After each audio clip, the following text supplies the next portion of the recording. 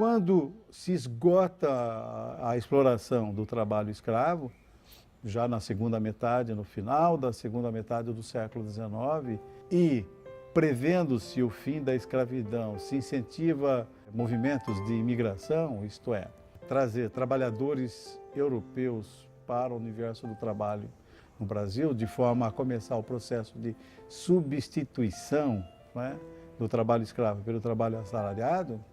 Então, naturalmente, a chegada deles a um país onde as relações de trabalho estavam num estágio muito primitivo, com ausência de limitações em termos de jornada de trabalho e de uma série de outros aspectos ligados à vida do trabalhador, inevitavelmente vai produzir um choque com aquele ambiente e vai dar origem a muitos movimentos.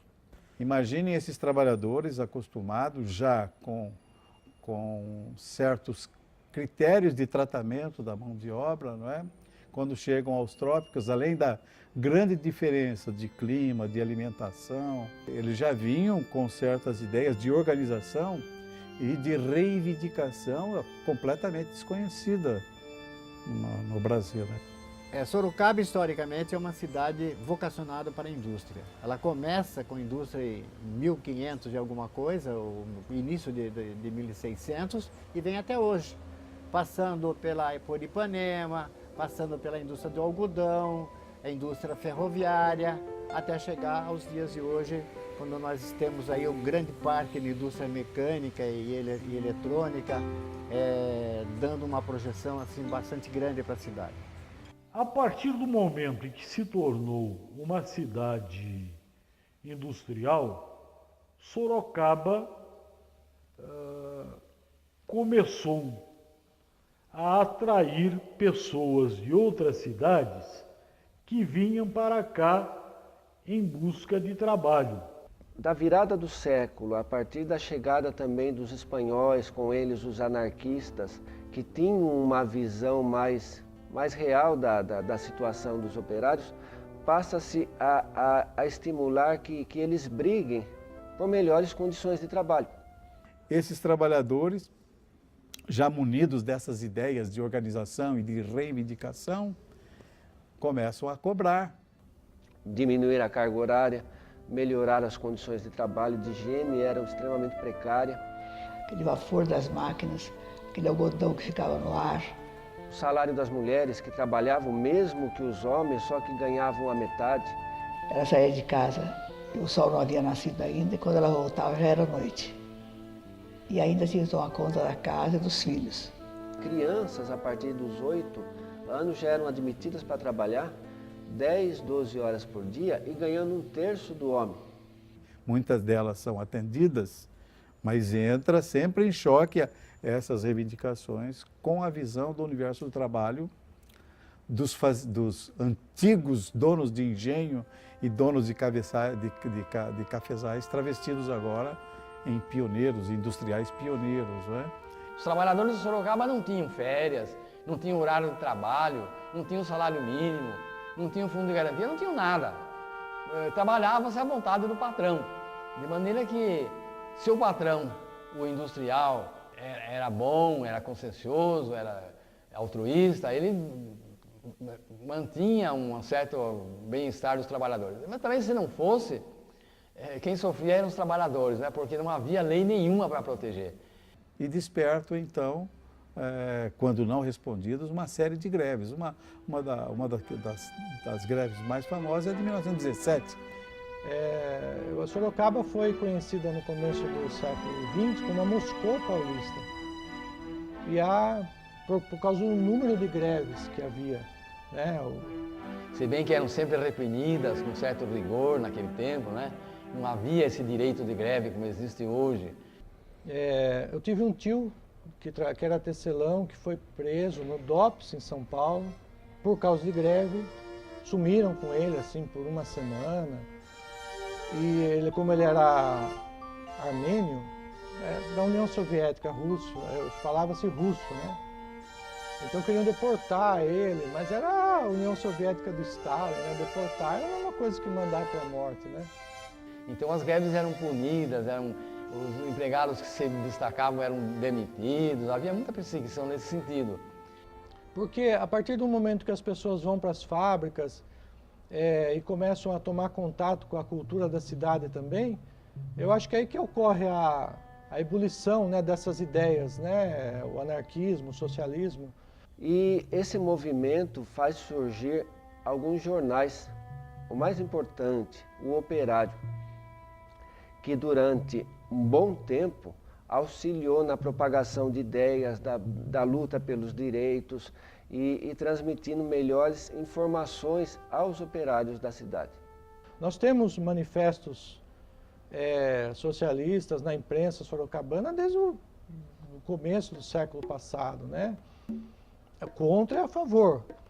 Durante muito tempo eu alcancei o jornal Hoje, por exemplo, que circulou muito em Sorocaba, que era um jornal operário com linha de esquerda. Era um jornal muito forte no meio da classe operária. E assim, os folhetos que eram passados na porta das fábricas para os movimentos de greve, para as assembleias de concentração. Vi muito desses bilhetes na porta da Santa Maria, desses quase que proclamas, né? Vi também esses bilhetes na Estrada de Ferro Sorocabana. E isso bem mais tarde, quando Sorocaba já tinha 3 jornais diários, tinha o Cruzeiro do Sul, tinha a Folha de Sorocaba, tinha o Diário de Sorocaba. Você ainda conviveu com esse tipo de imprensa alternativa, tanto imprensa mesmo, em forma de jornal, como em forma de panfletos. E a gente pegou uma herança disso, né? Eu acho que meu pai foi do Partido Comunista. Diz a lenda que ele enterrou uma ata do Partido Comunista quando caiu na ilegalidade. Ele foi encarregado de enterrar. E ele nunca falou nem para a gente, nem para os filhos onde estava essa ata, né? Não se pode negar a presença e a influência pesada desses imigrantes na organização da legislação trabalhista, que começa numa primeira fase muito timidamente para atender as demandas então imperiosas, não é, desses trabalhadores, mas que vão se consolidar só décadas mais tarde, especialmente depois da ascensão de Getúlio Vargas ao poder, quando se dá início a um processo de transformação da forma de gestão do país. Com a Previdência Social, aqueles que chegavam a certa idade já podiam se aposentar, porque não havia antes, né? O trabalhador tinha que viver na sua velhice ou à custa dos parentes, ou às vezes, se era muito pobre, até pedindo esmolas, porque não havia nenhum amparo. Então a Previdência Social foi um grande passo para os trabalhadores. Mas são esses operários de origem espanhola e italiana que trazem, além do trabalho, né, e de novas ideias, exigências, reivindicações com relação a direitos não só salariais, mas os direitos com relação à jornada de trabalho, descanso, moradia e lazer.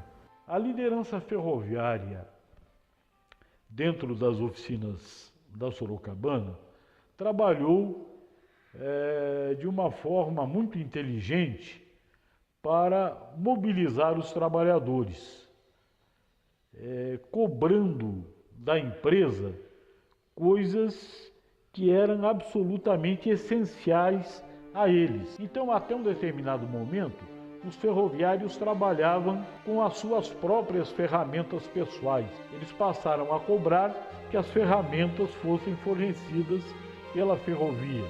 A ferrovia fornecia um único macacão a cada ano. Eles passaram a cobrar que fossem 2 macacões por ano, e assim por diante. E num determinado momento, reivindicarem que os trabalhadores ferroviários passassem a ter um passe gratuito para utilizar os trens da própria Sorocabana.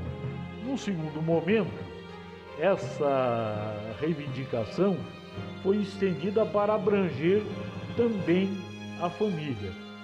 Coincidentemente, ocorre uma mobilização de grupos de ferroviários que adquirem terrenos na praia até então quase desconhecida de Mongaguá, e lá constroem casas predominantemente de madeiras que são ocupadas em revezamento por um grupo de 5 ou 6 famílias.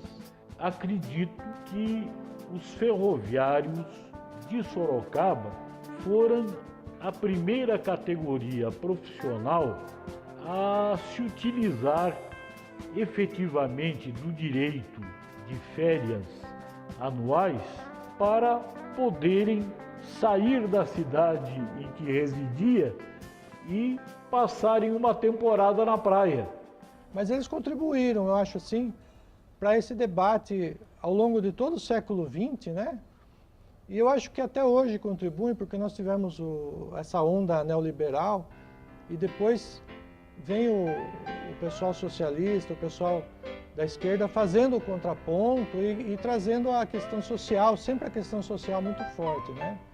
Sorocaba tem um mix muito interessante de atividades industriais, graças ao qual ela, sem ser a primeira, a mais importante nessa ou naquela área, no seu conjunto está sempre entre os centros industriais de maior importância do estado de São Paulo. Tudo isso foi consequência da força de vontade, da persistência e da capacidade de sacrifício dos nossos antepassados. Isso é obra de seus empresários, dos empresários que viram a potencialidade que a cidade oferecia, mas principalmente é uma obra dos seus trabalhadores, dos seus tecelões, dos seus ferroviários, que foram milhares e que têm descendentes espalhados por todos os cantos da cidade. Está na hora de nós cavarmos mais fundo, no sentido de reunirmos a documentação dessa era do trabalho e trazermos essa documentação para os museus já existentes na cidade e, eventualmente, para outros que sejam especificamente criados para isso.